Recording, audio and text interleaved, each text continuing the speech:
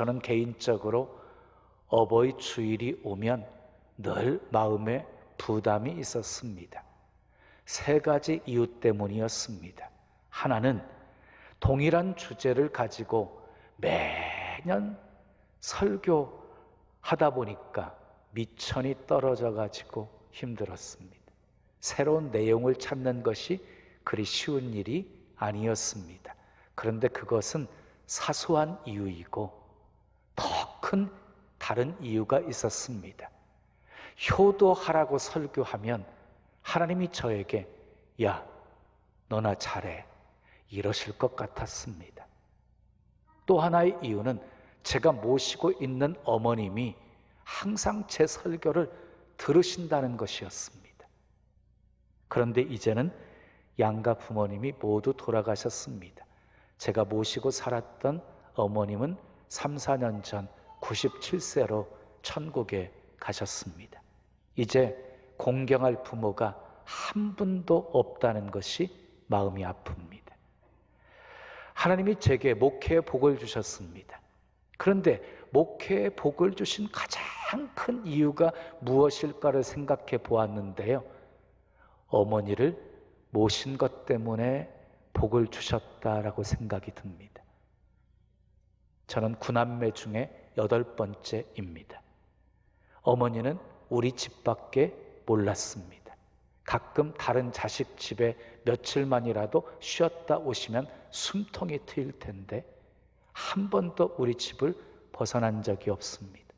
그리고 혼자 집에 있는 것도 싫어하셨습니다. 그래서 1박이라도 하는 날에는 꼭 어머니를 모시고 다녀야 했습니다. 휴가다운 휴가를 가본 적도 없습니다. 치매까지 나중에는 오셔가지고 제 아내가 정말 많이 힘들었습니다.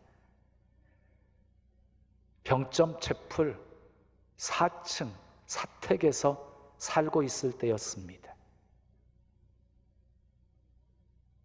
방금 식사를 하시고 이제 문만 열면 식당이었잖아요.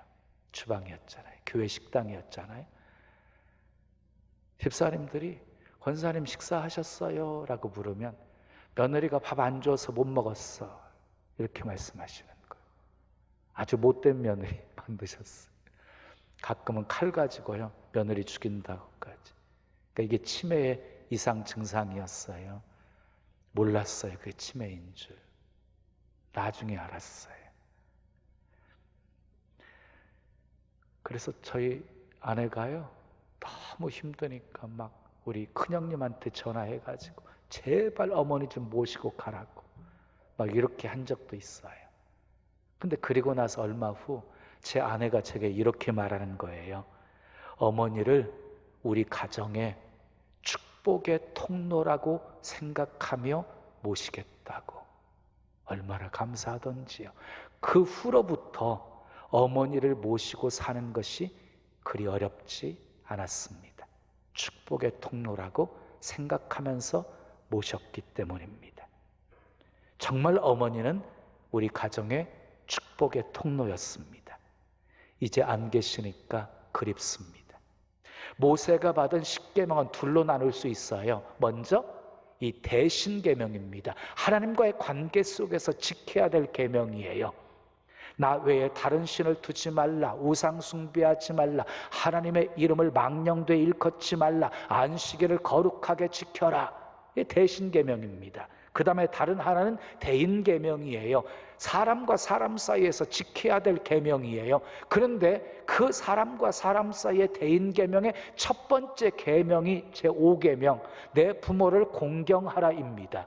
그러니까 부모를 공경하라고 하는 계명은 살인하지 말라는 계명보다, 간음하지 말라는 계명보다, 도둑질하지 말라는 계명보다 앞서 있는 것입니다. 그러므로 부모에게 불효하는 죄는 살인죄보다도, 간음죄보다도, 도둑질하는 죄보다도 더 큰 죄임을 알아야 합니다. 다른 계명은요 거의 다 하지 말라는 소극적인 계명이에요. 제5계명은요 부모를 공경하라, 하라는 적극적인 계명이에요. 그리고 축복에 약속이 붙은 계명이에요. 유일하게. 에베소서 6장 2절 3절은 이렇게 말씀합니다. 함께 읽어요. 시작. 내 아버지와 어머니를 공경하라. 이것은 약속이 있는 첫 계명이니 이로써 내가 잘되고 땅에서 장수하리라. 그래서 축복이 약속돼 있어요. 땅에서 잘되고 그리고 장수하는 복이 약속되어져 있어요. 여러분, 사람들이 이 땅에 살면서 간절히 바라는 것이 무엇입니까? 하는 일마다 잘 되는 것이지요. 그리고 건강하게 오래 사는 것이지요. 그런데 그 비결이 바로 여기에 있습니다. 부모에게 효도하면 됩니다. 그래서 효도는 축복입니다. 그리고요, 제5계명은요 대인관계의 첫 계명이에요. 첫 계명이라는 의미가 무엇입니까? 모든 도덕, 모든 질서의 기본이 된다는 거예요. 기본이 된다.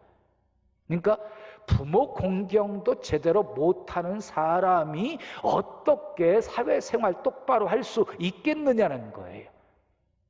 그러니까 부모에게 효도하는 자녀가 좋은 국민이 되는 것이고 좋은 시민이 되는 것이고 좋은 회사원이 되는 것이고 좋은 목사가 된다는 말씀이에요.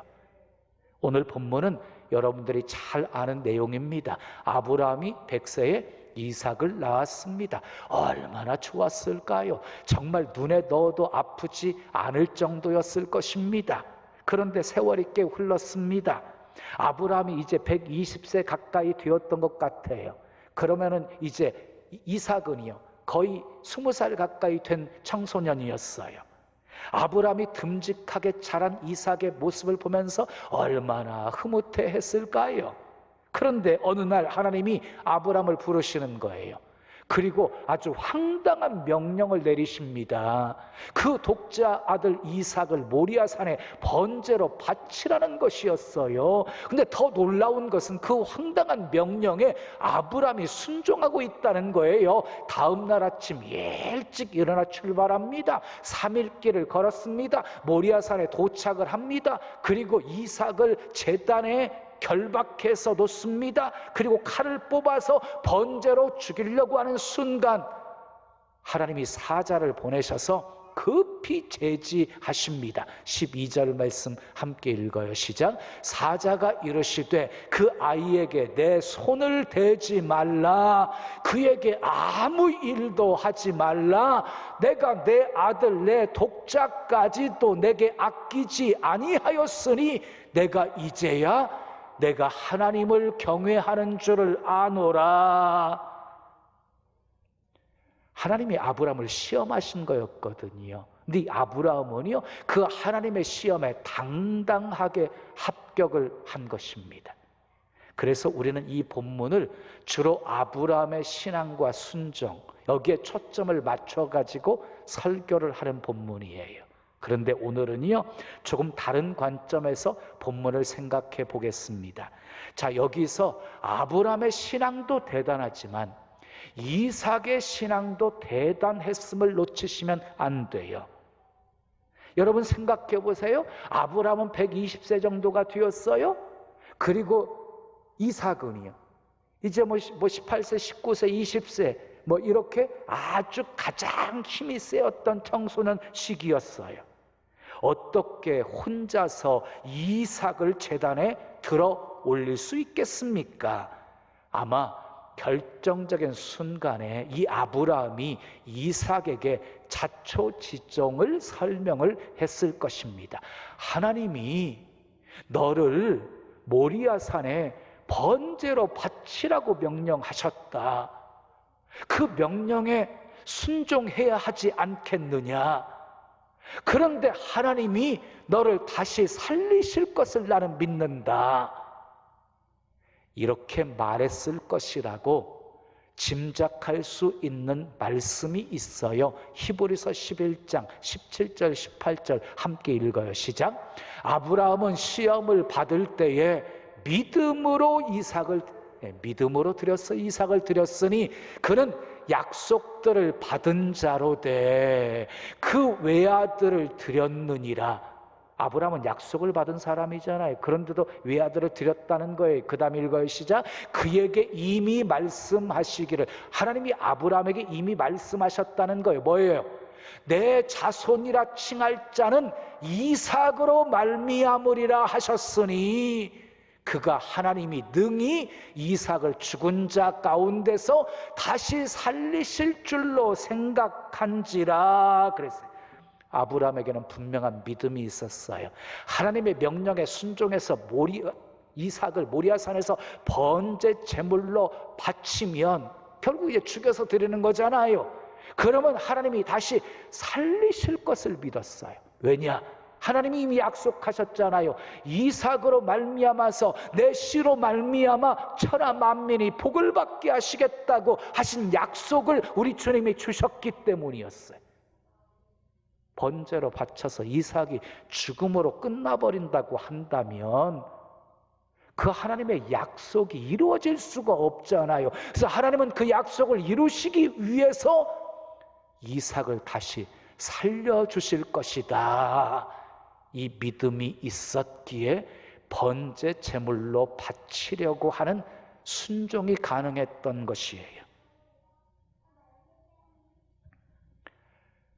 자, 반대로요, 또 이삭에게 이런 믿음이 없었다고 한다면 아마 아버지의 행동을 이상하게 생각했을 것입니다. 저 노인네 도망든 거 아니야? 이러면서 저항하고 뿌리치고 도망치고 말았을 것입니다. 그러나 이삭은 결박되어서 제단 위에 들어 눕습니다. 묵묵히 순종했다는 것을 알 수 있습니다. 9절 10절 말씀 함께 읽어요. 시작. 하나님이 그에게 일러주신 곳에 이른지라 이 아브라함이 그곳에 제단을 쌓고 나무를 버려놓고 그의 아들 이삭을 결박하여 제단 나무 위에 놓고 손을 내밀어 칼을 잡고 그 아들을 잡으려 하니 그랬어요. 스스로 제단 위에 들어 누운 거예요. 스스로 결박당한 것이에요. 이것은 하나님께 대한 신앙의 표현이면서 아버지 아브라함에 대한 공경의 표현이었어요. 죽기까지 순종한 것이에요. 여러분, 세상에 이렇게까지 부모를 공경할 사람이 어디 있겠습니까? 아주 대단한 일이었습니다. 이삭의 효심은요, 다른 구절에서도 발견되어져요. 창세기 25장 20절을 보면 이삭이 결혼한 나이가 40이었습니다. 40살이었어요. 지금도 그 나이면 노총각이잖아요. 근데 당시에는요, 늦어도 너무 늦은 것입니다. 그러면 왜 늦었을까요? 이삭이 독신주의자였을까요? 아닙니다. 아버지의 뜻을 따라서 믿는 여자와 결혼하기 위해서 그런 것이에요. 아주 대단하지요. 이처럼 이삭은 아버지를 공경하고 아버지의 말씀에 순종하는 아들이었습니다. 효자 중에 효자였습니다. 자, 이처럼 효자인 이삭을 아버지 아브라함이 볼 때 얼마나 기뻐했을까요? 아니, 하나님 아버지께서 보실 때 또 얼마나 기뻐하셨을까요? 그 후 이삭의 생애를 보면 하나님이 얼마나 축복하셨는지를 알 수 있습니다. 창세기 25장 11절 말씀 함께 읽어요. 시작. 아브라함이 죽은 후에 하나님이 그의 아들 이삭에게 복을 주셨고, 아브라함이 죽은 후에 누가 이삭에게 복을 주셨대요? 하나님이 복을 주셨대요. 또 창세기 26장 12절에서 14절 말씀 읽어요. 시작. 이삭이 그 땅에서 농사하여 그 해에 100배나 얻었고, 누가 복을 주셨어요? 여호와께서 복을 주심으로 그 사람이 장대하고 왕성하여 마침내 거부가 되어 양과 소가 떼를 이루고 종이 심이 많음으로 블레셋 사람이 그를 시기하여 그랬어요. 하나님이 복을 주셔서 이삭이 거부가 되었습니다. 블레셋 사람들이 시기할 정도로 복을 받았습니다. 사랑하는 여러분, 우리는 이삭처럼 죽기까지 효도하기는 어려워요. 그러나 흉내는 낼 수 있잖아요. 예? 우리 이삭 흉내는 낼 수 있잖아요. 그러면 하나님이 가상히 여겨주실 것입니다. 이런 이야기가 있어요. 옛날 임금님이 민정 시찰을 나갔어요. 한 마을을 지나는데 많은 사람들이 구경하러 모여들었어요. 근데 그 마을에 거동이 불편한 할머니 한 분이 살고 있었어요. 임금님 얼굴 한 번만 보면 죽어도 여한이 없겠다. 이 말을 그의 아들이 듣고 거동이 불편한 어머니를 등에 업고 길로 나아갔습니다. 어머니를 등에 업고 땀을 펄펄 흘리며 서 있는 모습이 임금님의 눈에 띄었습니다. 임금님이 사연을 듣고 효자라며 칭찬하고 큰 상을 주었습니다. 그런데 이것이 주변에 다 퍼졌습니다. 주변 마을까지 쫙 퍼졌습니다. 다음 행선지인 옆마을에는 불효자 한 사람이 살고 있었습니다. 소문을 듣고 상 받고 싶은 욕심이 생겨서 멀쩡한 노모를 등에 업고 길목을 지켰습니다. 임금님이 그 모습을 보고는 이 근방에는 효자가 많다고 좋아하셨습니다. 그런데 옆에 있던 동네 이 관리들이 그 자식은요 평소에 불효자식입니다. 상 받으려고 흉내낸 것입니다. 상보다 벌을 내리시옵소서. 그 말을 들은 임금님이 화를 낼 줄 알았는데 껄껄 웃으면서 이렇게 말했습니다. 효도는 흉내만 내도 좋은 것이다. 효도는 흉내만 내도 좋은 것이다. 그래서 그에게도 상을 주라고 했습니다. 그 아들은 나중에 진짜 효자가 되었다고 합니다. 그렇습니다. 효도는 흉내만 내도 좋은 것입니다.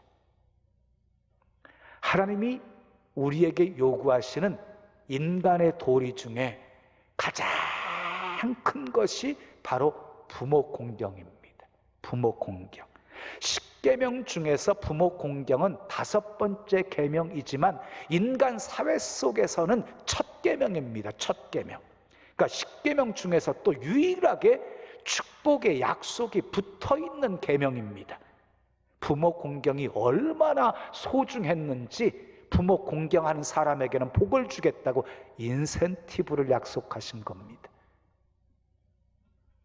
반면에 부모 공경의 계명을 어기면 저주를 선포하고 있어요. 성경에 보게 되어지면 그 저주에 대한 내용들이 굉장히 많이 소개되어져 있는데 딱 2구절만 여러분들에게 소개를 하겠습니다. 잠언 30장 17절 함께 읽어요. 시작. 아비를 조롱하며 어미 순종하기를 싫어하는 자의 눈은 골짜기의 까마귀에게 쪼이고 독수리 새끼에게 먹히리라. 아주 무서운 말씀이죠.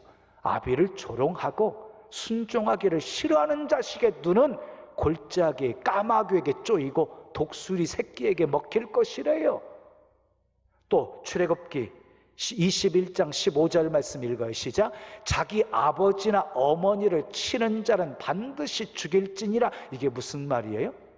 부모를 때리는 자식, 부모에게 폭행하는 자식은 반드시 죽이라는 거예요. 죽이라는 거예요.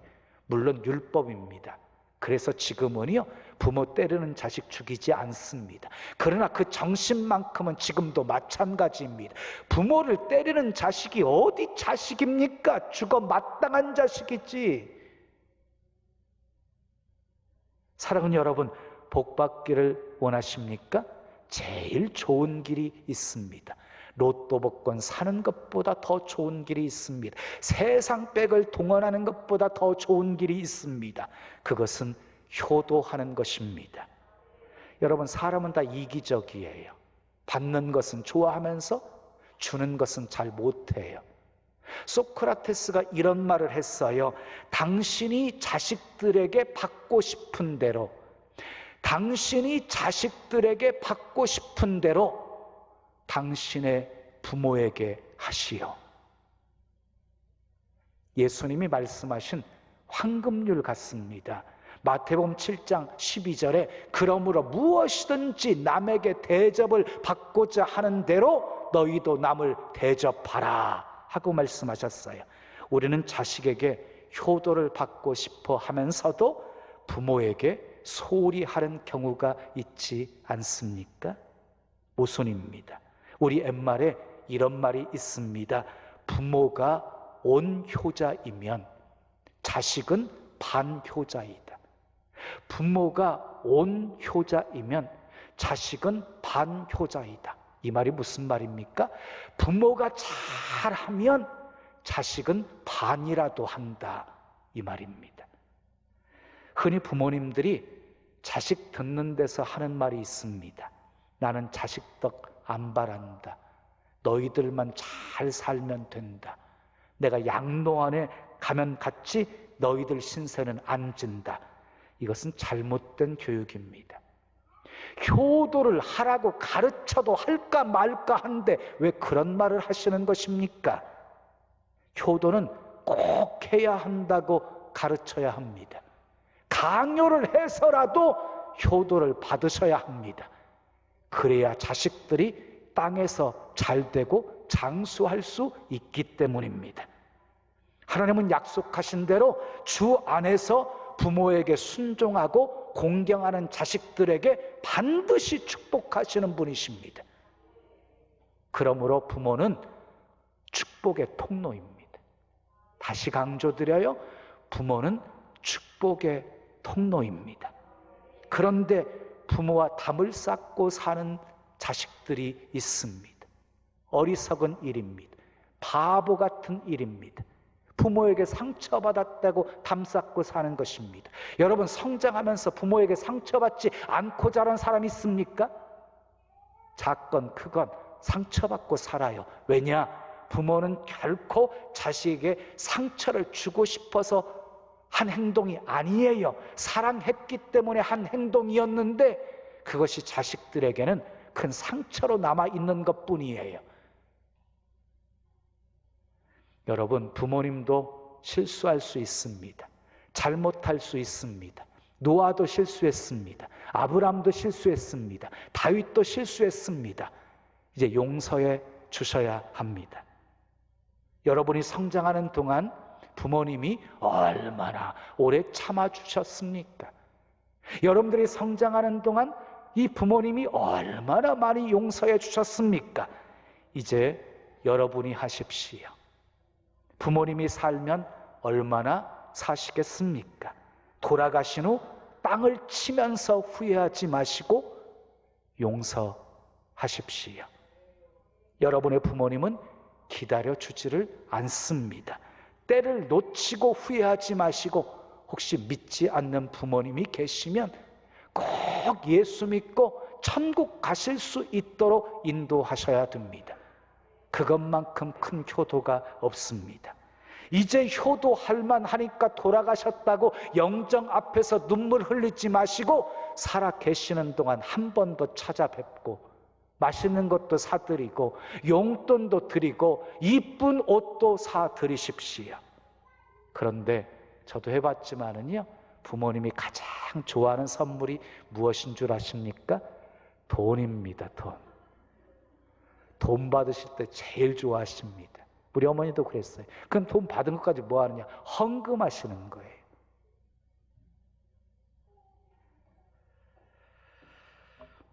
사랑하는 여러분, 주 안에서 효도하십시오. 주 안에서 순종하시고 공경하십시오. 부모는 구제의 대상이 아닙니다. 측은히 여기고 불쌍히 여기는 대상이 아닙니다. 부모는 공경의 대상입니다. 자녀에게 효도를 가르치십시오. 자식들에게 효도하는 모습을 보여주십시오. 그래서 하나님의 복이 자자손손 이어지시기를 예수님의 이름으로 축원합니다. 축원합니다.